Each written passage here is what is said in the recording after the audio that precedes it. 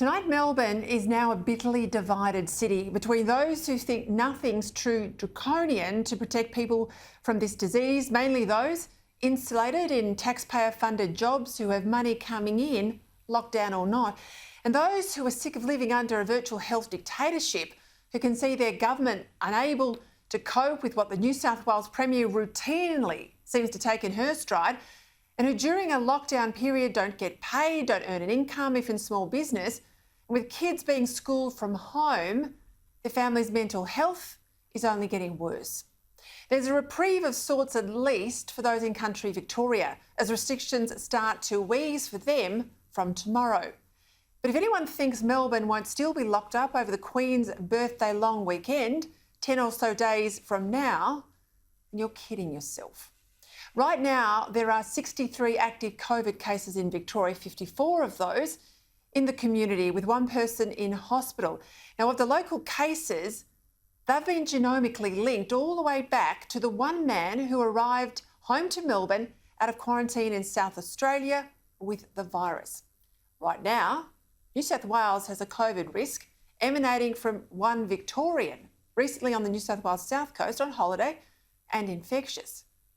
We're locked down tonight in Melbourne, and Sydney, it's all open.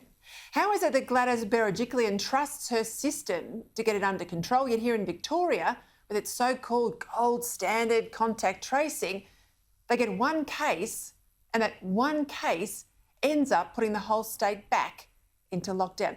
The commentary yesterday and again today from government ministers and officials, well, that deserves scrutiny.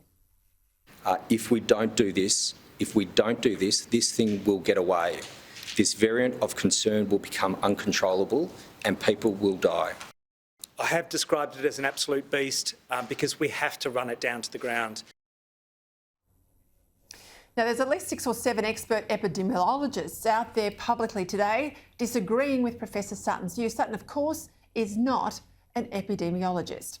One who is will be on the show a little later on, and he disagrees with Brett Sutton. Neither is this bloke an expert. What we're seeing now clearly is people who are, they're brushing past each other in a small shop. This is relatively speaking, relatively fleeting contact. They don't know each other's names. And that's very different from where we've been before. Indeed, before he was put in charge of contact tracing, testing and the vaccine hotline that no one can get through on, Jerome Weimar was the chairman of V-Line, the mob running trains in Victoria. And now he's been recycled into this crisis with the ridiculous title of COVID Response Commander. I mean, that's a military title. This guy's a public servant. With 4 lockdowns on his watch, I can't understand tonight why Jerome Weimar is still in a job. Then there's the hapless Health Minister, Martin Foley. Well, he's no expert either. Listen to him for more than 5 minutes. He hardly inspires confidence, does he? I'll get back to you on the phone number before this media conference is over, Richard. But we are in the process of bringing in substantially more resources to the hotline. We will more than double the number of operators in the coming time. And here they are, with the economic life of Australia's second most populous state in their hands. Is it any wonder we're in trouble? Since last March, Melburnians have been living under stay-at-home orders for 165 days, or almost 6 months. Despite 800 dead, billions from taxpayers spent, billions from business lost, and the mental health, so many at breaking point, the state government still has never taken any responsibility for what it's done and for what it's failed to do during this crisis. And they say, don't they, that the fish rots from the head. I can't specifically recall. I can't recall. I presume I did. I don't recall the conversation. And I have some memory, but not full memory. I don't recall specifically. Not to my recollection. I have no recollection of that. I can't specifically recall. They'll tell us one day that they don't know, they can't recall, they don't remember. But here's some reasonable questions not addressed today that Victorians need answered. Is this current strain so wildly infectious? If it is, why did the bloke returning from South Australia infect people in Victoria, but no one, it seems, is infected in South Australia? If this current strain is so wildly infectious, Why are some people testing positive while others in the same household remain negative? Why won't Brett Sutton publicly release his advice, locking down Melbourne for another week, and subject that advice to the scrutiny of some real health experts? Is this lockdown more about giving inadequate contact tracing more time to cope, perhaps, than any extra virulence in this new strain? Is this further lockdown more about political management than a health need?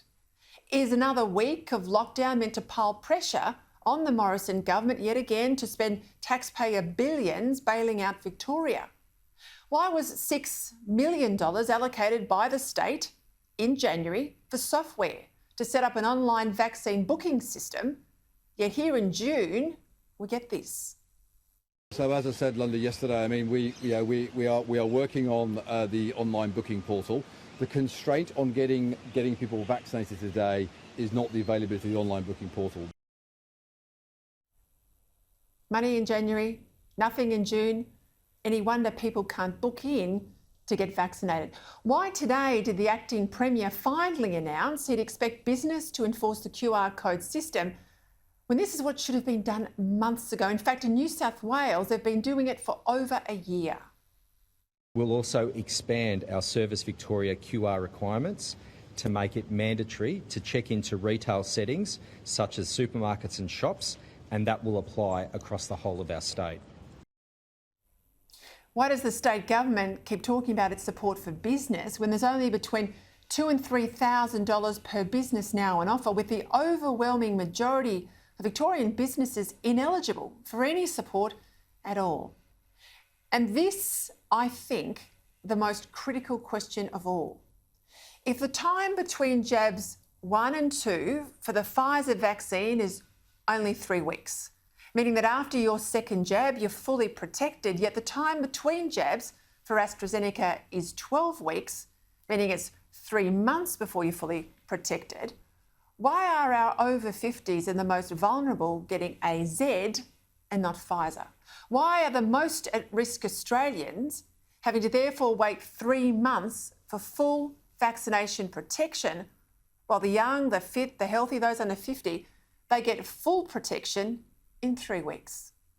If the young get COVID, it's a bit of a cold with a sting. For the elderly, it's a ventilator or worse. If this new variant really is as bad, the beast the Victorian government says it is, and bad enough to warrant another week of locking down our second largest city, surely it's bad enough then to give our most at-risk Australians the vaccine that will deliver them the fastest possible protection. But getting answers to all of that from the Andrews government, I've been there before, I won't hold my breath.